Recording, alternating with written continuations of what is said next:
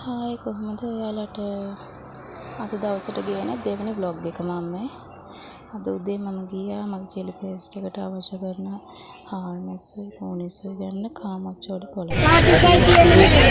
චූටි වීඩියෝ එකක් තමයි ඔය. ඒ දෙක විතරයි මම පොලෙන් ගත්තේ ආයෙ මොකුත් ගත්තේ නෑ අද.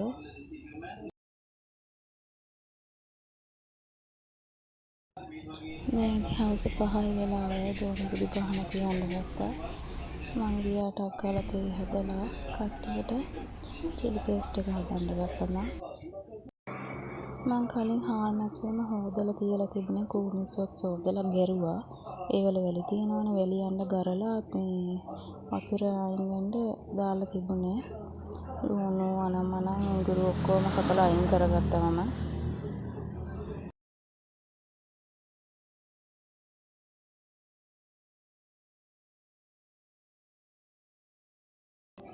ඔය තියෙන ඉතින් සේරම හරි ගස්සලා තිබ්බා. ඉතින් මං චිලි පේස්ට් එක හදාගන්න හාල් මැස්ස සෝදලා කූනිස්සු ගරන්න ඕනේ. ඒවල වැලි තියෙනවනේ. ඒ නිසා මං ගරලා ඔය විදිහට වතුර පෙරෙන්න තියලා තිබුණේ.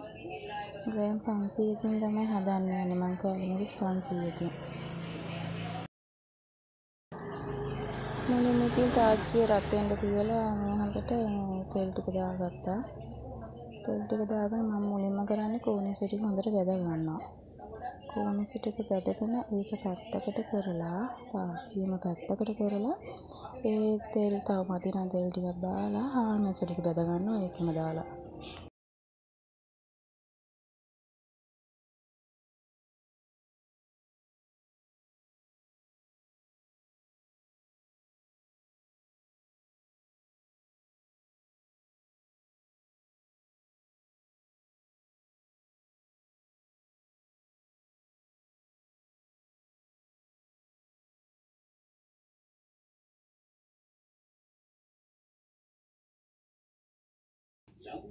ඔය විදිහට දැන් කෝනිසු ටික දාගත්තා මම ඉතින් බෙදෙන්න.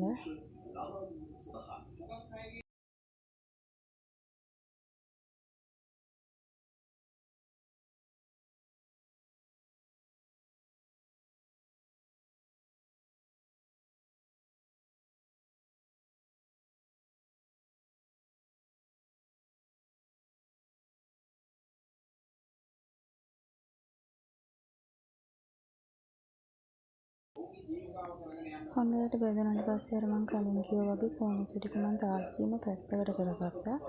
පැත්තකට කරගෙන ඒ අයිනට තෙල් මදි නිසා ආයෙ මං තෙල් දාගත්තා. තෙල් මදි. ඉතින් අරකෙනුත් දැන් තෙල් පිරීලා එනවා. එහෙම අයින් කරාම කෝනිසු වල අර තියෙන තෙල් ටිකත් පිරීලා එනවා තාච්චියට ආයෙ. තෙල් මදි හින්දා මං ආයෙ තෙල් ටිකක් දාගත්තා. ඊට පස්සේ තමයි මං හාල් මැස්සු ටික දාගත්තේ ඒකට. හාල් මැස්සු ටිකත් හොඳට බැදින්න දාගන්න ඕනේ.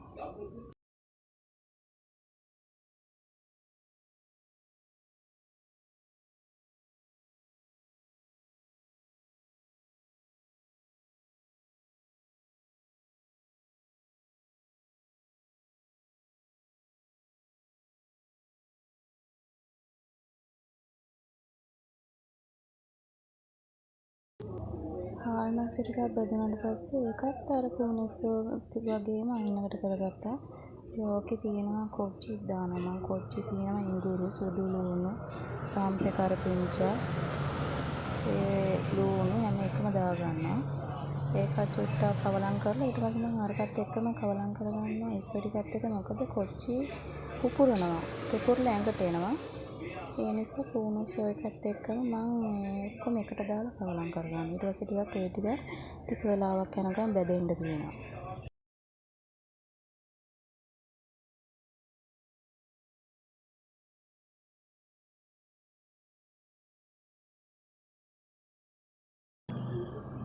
ඊට පස්සේ කෑලි මිරිස් එකතු කරගන්නවා. අර ටිකත් හොඳට බැදුනට පස්සේ කෑලි මිරිස් ටික එකතු කරගන්නවා.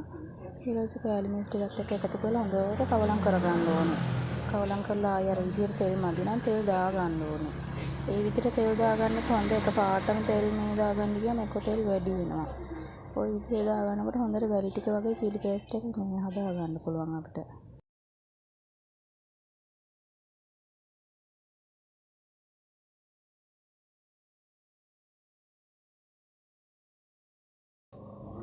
හොඳට කූරු ගාගෙන මේ සෝස් ටික දාගත්තම රසකාරක වලින් මම දාගන්නේ ඒකට සෝස් විතරයි. සෝයා සෝස් එහෙම දාන්නේ නැහැ මං චිලි පේස්ට් එකට. සෝස් ඉතින් දාන්න ඕනේනේ. ඒ නිසා සෝස් දාගත්තා. ආයි සීනි දැම්මා. මම ලුණු ටිකකුත් දැම්මා. මේ වීඩියෝ වෙලා නැහැ ඒක. එහෙම දාලා හොඳට කවලම් කරන්න ඕනේ. කවලම් කරන තරමට තමයි ඒක හොඳ රස. අර කොච්චිත් දාලානේ සැරයි ගොඩක් සැරයි ඉතින්.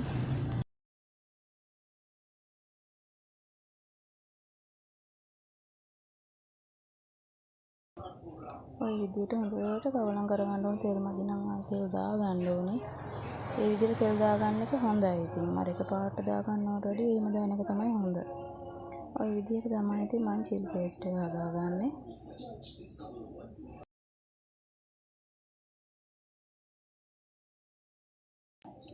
පහුවදා උදේට තමයි මම ඔය කප්ස් වලට දාන්නේ, කඩවල වලට දාන්නේ. කඩවල 2-3ක් තියෙනවා මම ඒ වලට දාන්නේ ඉතින්. හෙට උදේට නිමෙන්ඩ යලා තමයි දාගන්නේ කප් වලටම. ඉතින් ওই විදිහට තමයි මම චිලි පේස්ට් එක හදාගන්නේ බිස්නස් එකට.